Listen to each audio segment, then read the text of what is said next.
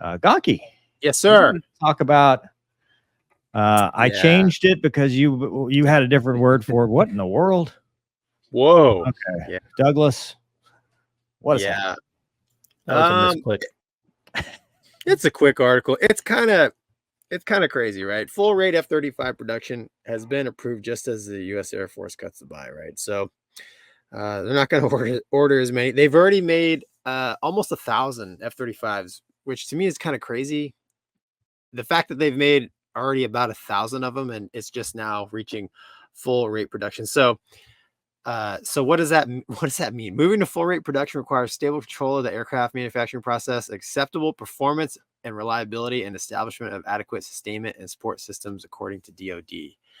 And I mean, the article kind of expands on all that and what, but it's shocking to me that it's been 20 years to get to 20 years, 1,000 jets to get to this point. And Has it been 20 years? Yeah, man. Oh, holy crap. 2, right, is one. Jeez. Yeah. I mean, to me, it's unacceptable. You talked about it before. And I get it. World War II, it's like what? I don't know. 6 months, the P-51 went from an idea to a flying machine. I get it. This is more complex, but on the same token, literally by the time the F-35 is like full up, it's obsolete, right? Potentially. Well, they're upgrading. I mean, they've got the upgrades and the blocks and all that stuff, which are also delayed, and then they have to add the other things. I mean, from everybody I've ever talked to, other than BFM, they love it. Like when you're talking just employment of sensors and dropping bombs and sensor making fusion. The sensor fusion. And like if I had to go run a defensive counter air scenario or an offensive counter air scenario with all the sensors and situational awareness and all that stuff, everybody loves that. SEED, suppression of enemy air defense, whatever you're doing. The thing is like a Swiss Army knife. When it comes to BFM, it's not, it's Fat Amy, but everything else, it's good and they love it. But to get to this point, you're right. 20 years is a long time. Yeah. And I mean, Mover and I worked in the actual Kumbaya, Marine, Air Force, Navy, all hold hands, Joint Strike Fighter, mecca they built, and that literally disintegrated. Fell apart. Eglin Air Force Base has like the only like Navy ship mast out in front of a squadron, I think, in the entire. That's right. In the entire Air Force, because it was. Yeah, they moved out. Yeah, they moved out, and it was. And correct me if I'm wrong, Mover, but like when we moved into that building, I was like, oh, this feels more normal because they had a ready room. They kind of built it in the ready room. Yeah, we used the ready room. They're out desk. Yeah, they built it kind of like right. So like, and it didn't last 10 years, right? The Marines were the first to be like, no, we can't do this. They took their toys and left. And then, the Navy is like, nope, not going to work. And they left. So I just, I'm trying to think of, our timeline. Cause I ran the first Red Air det out of New Orleans for the F-35.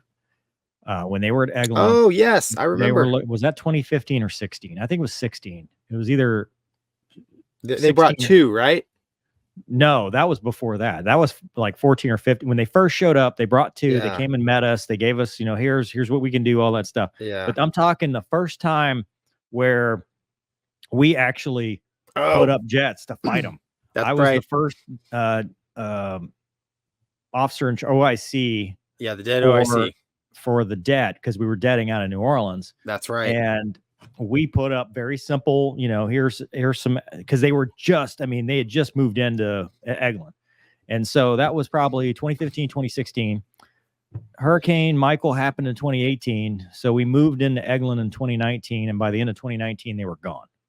So that's less than 5 years. I mean, that's a very short amount of time that they were there. And they had built brand new facilities and they were very, very nice, but they're like, nope, we're moving a little more, because the Marines were there too. Marines were integrated with the. All there. Yeah, they were all there, and they refused to talk to each other. Remember, we've talked to our friend that's there, and they're like, well, we won't talk to the Air Force, because the Air Force had been doing it for a little bit longer than the Navy, and they wouldn't. Yeah, so the Top Gun guy, apparently things have probably changed, but the Top Gun guys were basically doing 4th gen tactics with a 5th gen fighter, and the sim guys who just run the sims for everybody, they're like, hey, Top Gun dude, you should go talk to the Air Force. They do better stuff, because they've been doing 5th gen for 15 years now. You should probably go talk to we're Top Gun. Tomcats.